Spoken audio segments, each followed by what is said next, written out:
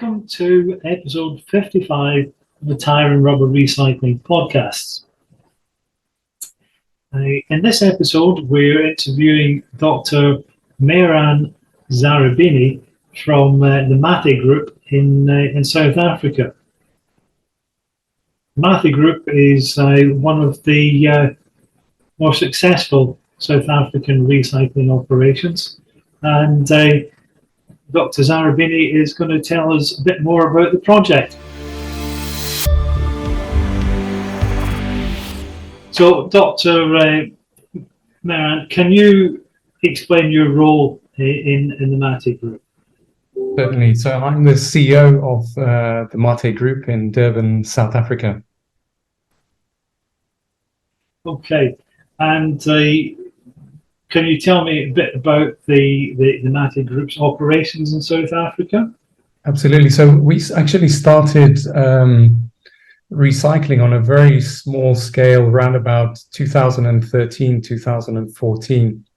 And originally the operation was started by a gentleman called Mr. Mathe. And he actually didn't have any clients in South Africa. And on the other side, we had a company which was manufacturing floor coverings.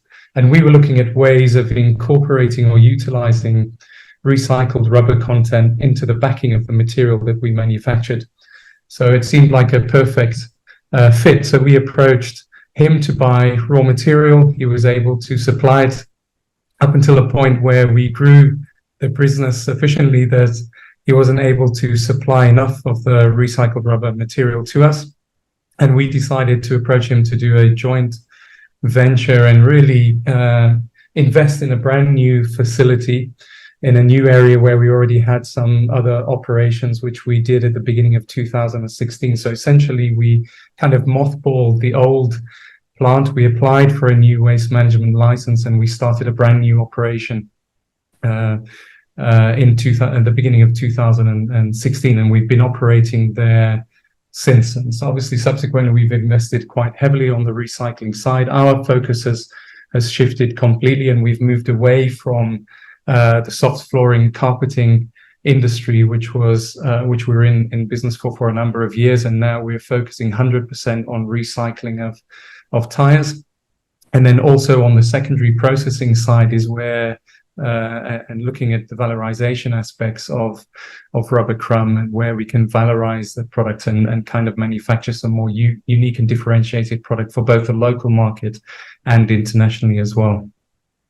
Okay, so the Mathe part of the business is the recycling, the processing of the tires, and you mentioned that you come from a client company making rubber flooring. Is it Van Dyke? That's right. Okay, so but both are still in operation. Both are still in operation. I mean, the Mathe Group, currently we're expanding. We're producing around about 10,000 tons per annum of rubber crumb, obviously in different sizes. We not only supply ourselves, but we supply different industries, the largest industries being the bitumen asphalt industry, which is a very mature industry in South Africa, where majority of the volume that goes. On the sporting side, also very active. It's mainly geared towards the hockey market as opposed to the football or soccer as it's called there. That's largely because most of the hockey type, the E-layer, the elastic layer market, that's driven by the private sector, whereas the soccer, the football type market was previously driven by the public sector. And obviously there's challenges around funding and availability of funds to fund those projects going forward. But we also export that kind of product internationally, mainly in the SADC region, but we also go up as far as West Africa to Ghana and Nigeria. And we've recently done projects in Congo. So it's the product from the rubber crumb side, it goes into different industries, but the biggest volume certainly is on the roads, but there's more unique applications and more unique industries being developed in South Africa, such as brake pads, such as the thermoplastic market, and for instance, non-slip paints and industries like that, which are on a much smaller volume, but certainly they're growing, and they have done over the past few years. It's interesting that you have this this volume of rubber going into the rubberised asphalt market, because I think the rest of the world must be quite jealous of you. Right. The rubberised asphalt market in Europe seems to struggle, and we keep hearing about it as being the great future for recycling, particularly if the crumb rubber infill market gets shut down in Europe. But the road industry, the transport industry, is very slow to take it up. So you've got a good news story there.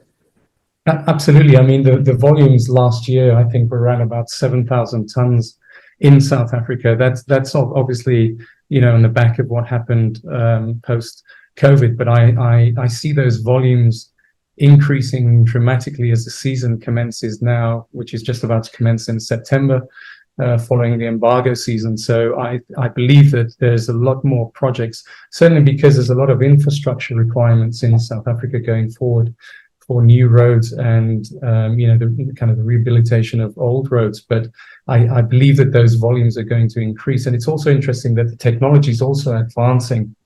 So it's not just simply supplying rubber crumb to those markets. We also have the facility, a plant on site where we actually coat the rubber crumb. It's called NCRT, which is a coated product with a wax and aromatic oil, which provides longevity to the product. So it can be mixed in a centralized location as opposed to on site, and it gives longevity up to about 2 weeks. Whereas, just applying normal rubber crumb into bitumen asphalt, you have a very small window to actually work with.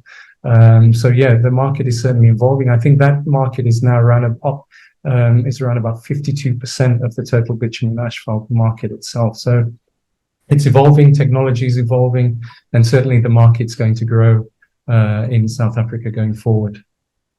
Just as an aside on that, is there a government mandate to use rubberised asphalt?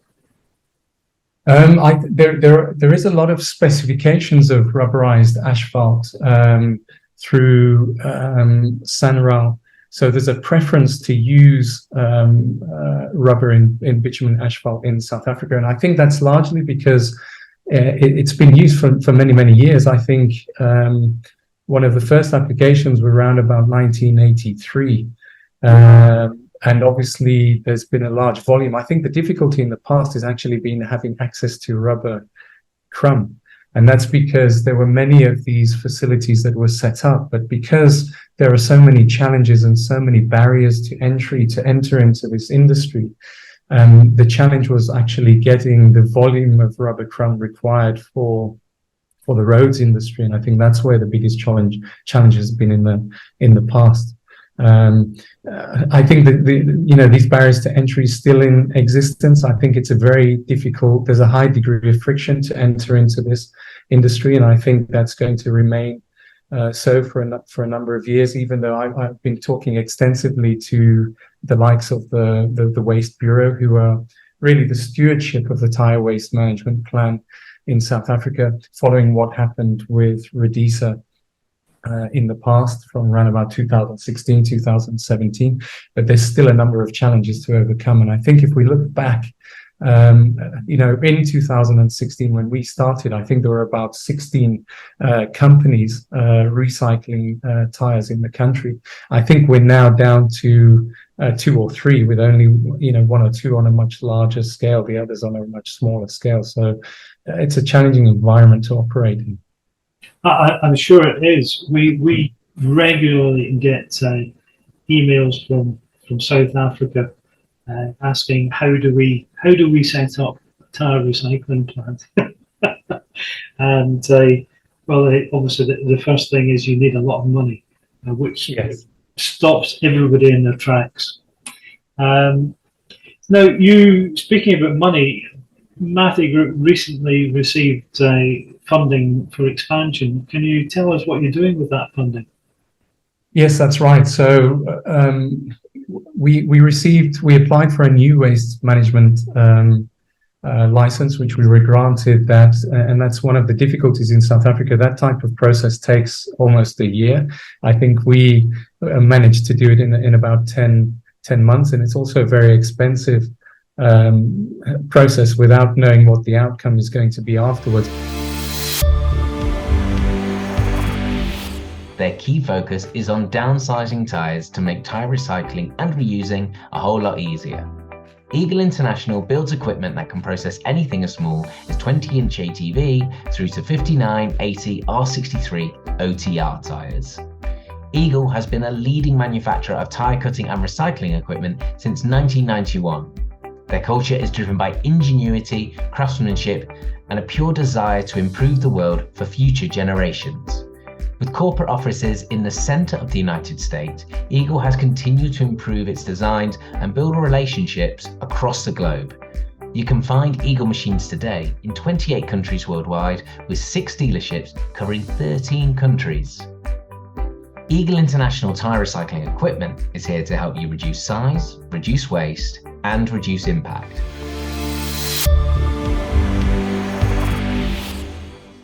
But we were granted a waste management license, and obviously we're going to be putting up a new facility on the same site that we operate. The site is about 70,000 square meters, and we're obviously wanting to expand because we see the growth both on the valorization side of the business, but also on the rubber crumb side of the business. So we're going to be putting up a new plant on the same site that we're currently operating at, as well as operating the existing facility.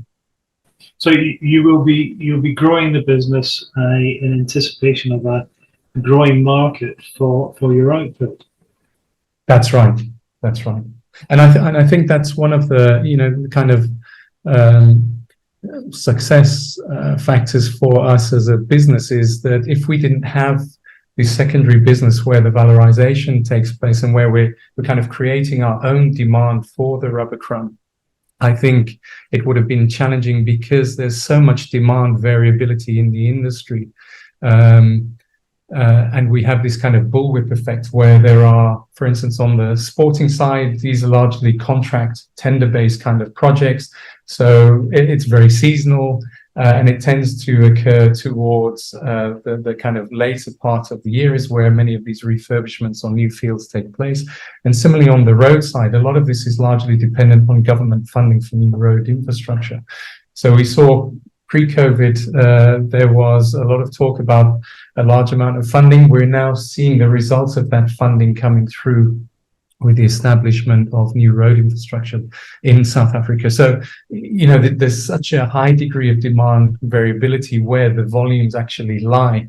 And that's why we decided to, set up molding facilities and also manufacture some other kind of unique products, which we're exporting, especially to the UK through partners that we have in the United Kingdom on the acoustic underlay front, and some of the more unique products that go into high-rise buildings to solve many of the acoustic problems and deal with the legislation that's happening in the UK. So we've seen that, we've been able to kind of stabilize the offtake of the product that we manufacture through our other sister company, as well as deal with, the demand variability of these other industries, which we're highly reliant on as well. And I think that's been a success for us.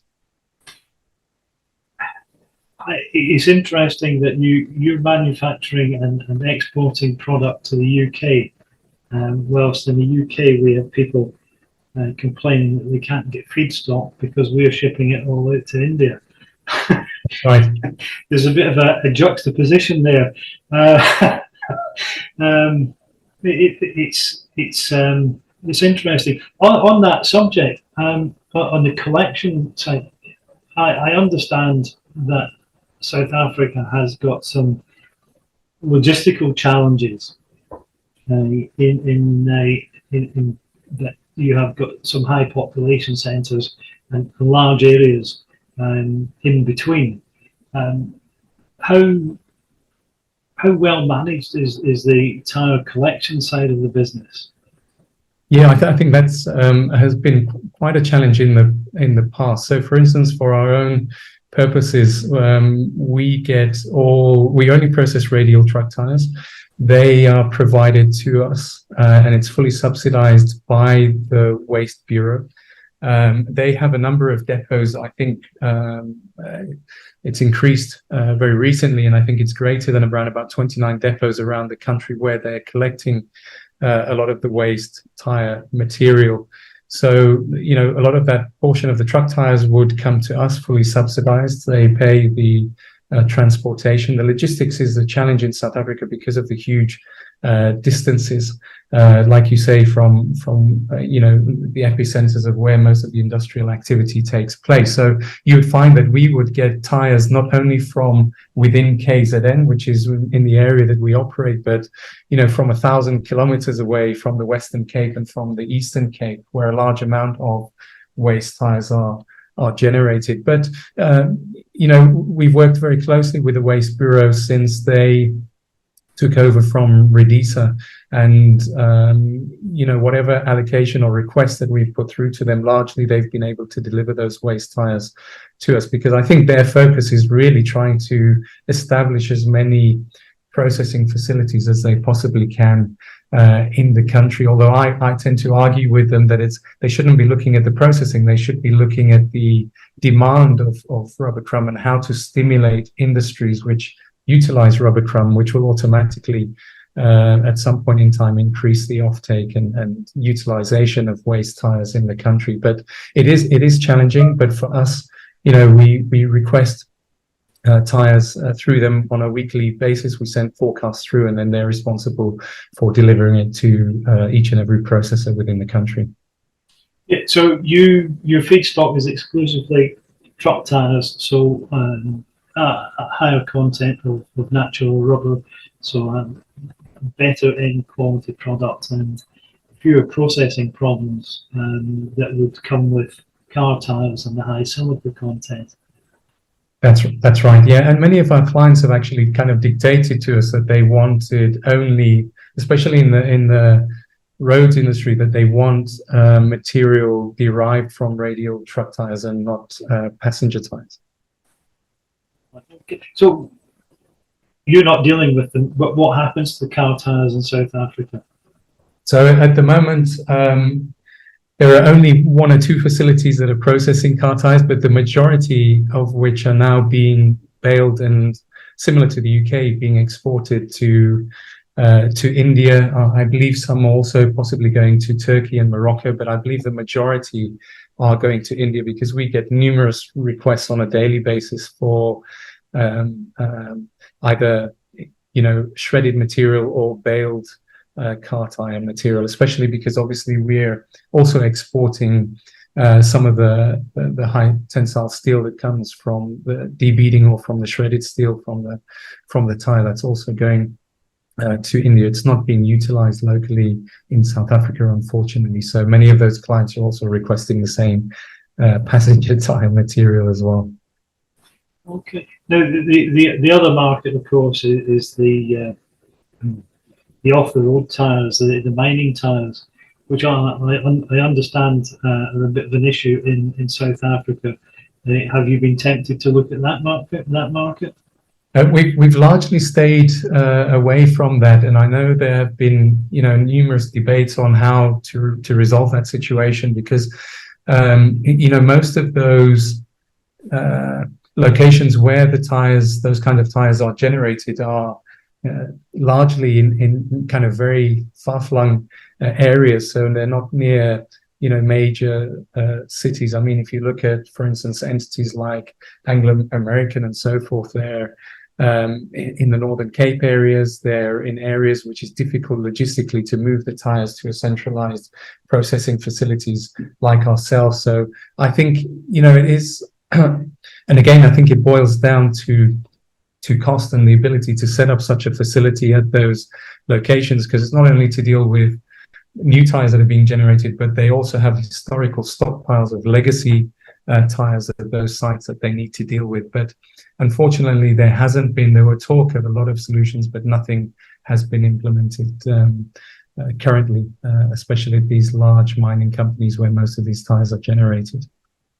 Okay, so we come back to your own operations, and you're expanding your operation to use crumb rubber and various materials from truck tires. Have you looked at any other technologies? As the market develops, I'm thinking we see in Europe we're starting to see more devulcanization, and part of that process is using crumb rubber. Is that the sort of thing that you could add on in the future? That's right. That's a project that we have been looking at as well, because I believe that the majority of that material is actually imported into South Africa. So it's something that we would be looking at together with the expansion of the new facility as well. The biggest challenge that we have also is the electricity. It is a major problem at the moment in South Africa. I mean, if we're talking about today, we're already on stage 4, so we're talking almost 6-hour power cuts per day, which obviously is not conducive to running any of these kinds of facilities. It also becomes a challenge on, just on the molding facility, because you're losing a large amount of heat. So even when the power goes off for a couple of hours, you're spending another hour or so before you're able to heat up the machine. So, and similarly on the recycling side, it doesn't give you the opportunity to run effectively. So, we have to be cautious and see how the electricity situation improves before we move forward with, devulcanization and things like that. That's the biggest challenge that we have. And it's been a challenge for quite a number of years. I mean, at our side, we've been fortunate because we have a large amount of roof space. We put on solar panels, which is generating up to around about half a megawatt of power, but it's certainly less than half of the requirement to operate our entire facility on an ongoing basis. And then obviously what do you do when the electricity is turned off? You have to have some kind of storage facility for that energy, and that comes at a huge cost currently for battery backup options at the moment. So yeah, it's a huge concern for South Africa, for any industry in operating in South Africa, and I think it comes foreign to everybody else in Europe. It's absurd to think that you have so many power cuts per day, but to operate a recycling facility, it's a major challenge. Yeah. I mean, even here in Europe, we have recyclers complaining about energy, but in Europe, it is largely about the cost of energy rather than the shortage of energy. Although we've been threatened with power cuts since the invasion of Ukraine. Right. But fortunately, I think for most of us, it hasn't happened. But I imagine that having to plan for the energy costs and then dial in the risk of power cuts on a regular basis must make life very difficult. Yeah, it's a major challenge. I mean, it's also coupled with, we also have water cuts as well, which obviously running a recycling facility is not good when you have water cuts. And in some areas, water is switched off for a week at a time, which poses again a huge challenge with respect to the hazards of fire and things like that when operating a facility. So we have to kind of cover ourselves for all these challenges that we have currently in South Africa, and often it comes at a large cost. So you have a number of additional challenges simply because of your geographical location. That's right, and we're fortunately situated far away from a lot of those developed markets, especially when it comes to exporting of product, because often the transport cost is much higher than actually what the commodity cost is. And when you're trying to compete with other countries, whether it's in the Far East or Middle East or in Europe, that becomes a challenge. And a lot of those industries, especially on the recycling side, they tend to be heavily subsidized, whereas from a South African point of view, recycling entities, provided that you have an agreement with the Waste Bureau to process, you have an incentivization fee based on the amount of material that you produce. But that fee hasn't changed since 2016, neither has it been adjusted for inflation. So, when it comes to competing internationally, it's also a challenge. I mean, we've seen it when we've tried to compete in the SADC region. We've noticed that companies from Europe are able to land their products a lot cheaper than what we're able to export it from South Africa, which is ironic knowing that we're so closely situated to those countries. But again, it comes down to subsidies in those respective regions in comparison to what we have. Yeah, I think with some of the European operations, the EPR systems, they work very well, but they mask their success by exporting. The Germans have a problem with the French and the Italians dumping tires in their country, so undermining the markets in Germany. So I can see how it will be an international problem. Yeah. Now, you touched on Redissa, and I wouldn't ask you to comment on Redissa itself, but can you give a bit of an outline as to how South Africa is looking at managing its tire horizons now? That's right. Yes. So with the downfall of Redissa, which I think occurred around about 2016, 2017, because it was only very shortly since we commenced our facility that they were then kind of liquidated by the Minister of Environmental Affairs at the time. Obviously, subsequently, there was a huge amount of litigation, and then more recently, I believe that liquidation was ruled unlawful. However, the Waste Bureau, which was part of the Environmental Affairs at the time, they took over the management of the waste tire plan during this period. It was meant to be an interim period that they were involved, because ultimately they're just meant to provide a stewardship role for the waste tire management plan. But they became more heavily involved in kind of administering that plan since then. Excuse me. They've been doing that ever since. And it's only more recently, December 22, where there was a Section 29, which was government gazetted paper, which was released, which was outlining what is going to happen with the waste management plan into the future. We're just currently waiting for the finalization of that Section 29. And then it looks like there will be a number of implementers which will be responsible for managing tires around the country.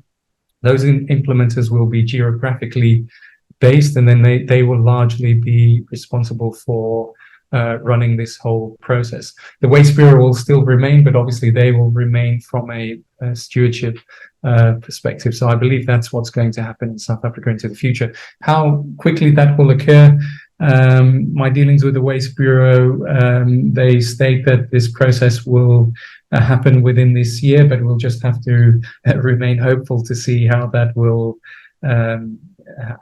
happen and how things will progress in the country over the next few months. I have to admit, I gave up trying to work out what was happening in South Africa, because even in the days of Redissa, the tire industry wasn't happy about it. The retail industry wasn't happy about it.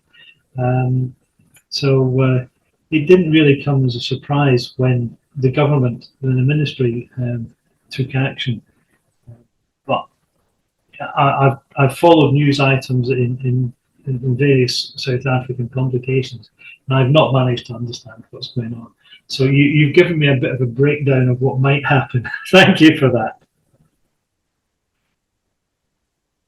And I think if you look at some of the issues as to why the industry hasn't kind of evolved since then. And I think it's, one of the other challenges is that the Waste Bureau has previously only provided contracts to processing entities like ourselves for a period of 5 years. Now, if you look at the high level of investment that's required to set up such a facility, and if you want to attract international investment in the country, leaving aside some of the challenges with respect to electricity and so forth, no investor will want to kind of put up that amount of money for a facility without knowing that after a period of 5 years, the contract is going to be renewed and there will be some extension to that contract. And I think that's put off a lot of companies and entities wanting to invest in this space because of that particular challenge. That's one of the areas which I've been liaising with them on numerous occasions, and I believe that is going to be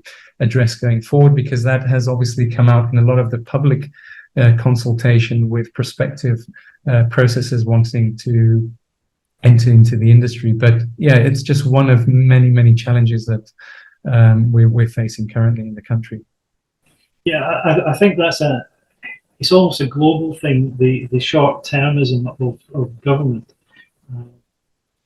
Most governments have got, in a democratic situation, have got a limited time frame, and they don't want to be responsible for things out with their own time frame. Absolutely. We see it with local councils working on sort of annual budgets, and if it doesn't fit in their annual budget, they don't want to know about it. So I can imagine at government level, it's the same thing with knobs on as it is. So yeah.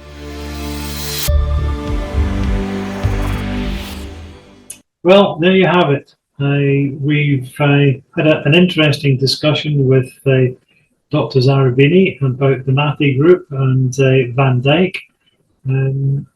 It's interesting to see and hear about a successful operation in South Africa. It's a very challenging environment, obviously, with the logistics issues in accessing Tyres, with issues over electricity supply, water supply. But Mathe Group are making headway. And it's interesting to know that Van Dijk is successfully exporting its products to the UK and Europe. I hope that we'll be back to speak to Dr. Zarrebini in a few months, maybe a year's time, to see what progress has been with the investment in the plant. Until then, we'll see you in episode 56, which I have to admit is a bit of a mystery to us at the moment, but we will have an episode 56 shortly.